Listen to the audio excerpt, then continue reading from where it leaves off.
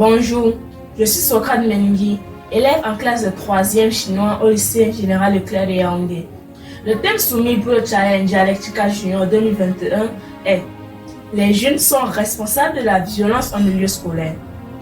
Il s'agit soit de soutenir cette déclaration avec des arguments, soit de s'inscrire en faux. Moi, je m'inscris en faux. Je pense plutôt que les jeunes ne sont responsables en aucune façon de la violence scolaire. Je le dis parce que je sais que personne n'est ni bonne ni mauvaise. C'est la société qui nous construit et fait de nous ce que nous sommes. D'un côté, il y a l'école qui nous instruit et nous apprend certaines valeurs. De l'autre, il y a l'éducation familiale et enfin, il y a l'environnement sociétal, culturel et communautaire, dont font partie les groupes pairs, les amis, les médias et les personnes censées être des modèles de comportement dans la société. Alors, si un de ces trois groupes d'acteurs est défaillant, c'est l'éducation qui se construit avec des défauts. Ces défauts peuvent donc créer une crise de comportement qui se caractérise par une conduite violente de la jeunesse. En effet, prenons le cas de l'école aujourd'hui. Pour commencer, elle n'est pas motivante. Ce que nous apprenons à l'école, c'est à peine pour réussir nos devoirs scolaires et peut-être les examens. Et encore, c'est sans parler de la partie évaluation des compétences que les professeurs n'enseignent pas, enseignent peu ou n'enseignent pas très bien. Pour le moment, moi, pourtant parmi les plus doués de ma classe, je ne vois toujours pas comment ce que j'apprends à l'école m'instruit en termes de civisme, de morale ou m'aidera concrètement à atteindre mes ambitions professionnelles futures. Au contraire, on nous y apprend le désordre dans la nuit. Un moment, on fait la mi-temps. Un autre, on l'annule. Puis après, on la réinstitue. Dans certains cours, les enseignants nous empêchent même de nous exprimer. On vient le matin, on écrit seulement toute la journée en regardant la nuque de notre voisin. Pendant tout le temps scolaire et même souvent, la petite pause qu'on doit avoir est encore bouffée par certains enseignants. On nous apprend même parfois la corruption.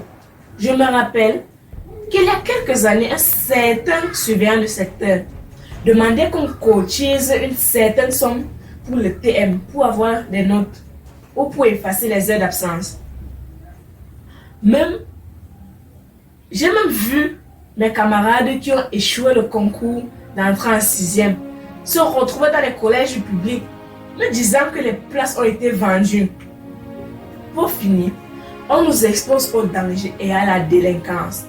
En effet, il y a des zones dangereuses dans mon établissement, des groupes dangereux et armés, des personnes qui ont été exclues ailleurs et qui sont acceptées comme élèves chez nous. Ils nous font peur, trouvent, vendent et consomment de la drogue. Ils nous influencent et souvent parlent des choses d'adultes qui nous dépassent. Quand on les attrape même, on n'arrange pas leur mentalité. Soit on les punit dans la violence, soit on les laisse agir, soit on les instruit encore. Moi, je viens à l'école pour recevoir une éducation de qualité qui m'aidera à devenir une bonne citoyenne, cultivée, autonome financièrement et intégrée dans ma société. Mais il y a des aspects de l'éducation que je trouve complètement ratés. Je pense donc qu'une éducation sans motivation, où on ne nous apprend pas les valeurs civiques et morales, où on ne nous laisse pas nous exprimer et partager nos opinions, où quelquefois on nous apprend le désordre et la corruption, où on nous expose au danger, à la drogue et à des personnes trop grandes pour nous, peut créer des monstres violents. Déjà que rien n'est fait pour amener sur le droit chemin ceux qui deviennent ces monstres, à part la répression violente ou l'exclusion, comme pour dire que c'est un des résultats finaux de l'école.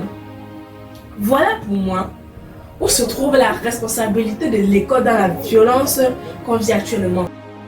Je sais que beaucoup me diront que tout est une question de choix, que chaque jeune doit choisir la voie exemplaire et ne pas se laisser influencer par des mauvais comportements. Ne pas prendre les stupéfiants et suivre la voie de la religion, de la paix, de la tolérance et du vivre ensemble.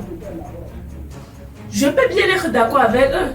Mais ce choix devrait être une construction de l'école qui doit nous apprendre des valeurs. Car éduquer, c'est accompagner les enfants sur le chemin de l'épanouissement, c'est construire des convictions citoyennes. Alors, c'est pourquoi je pense qu'un des résultats de l'école actuelle, c'est cette jeunesse violente et la violence scolaire. Nous ne sommes pas responsables d'elle, au contraire, nous en sommes des victimes. Voilà ma position.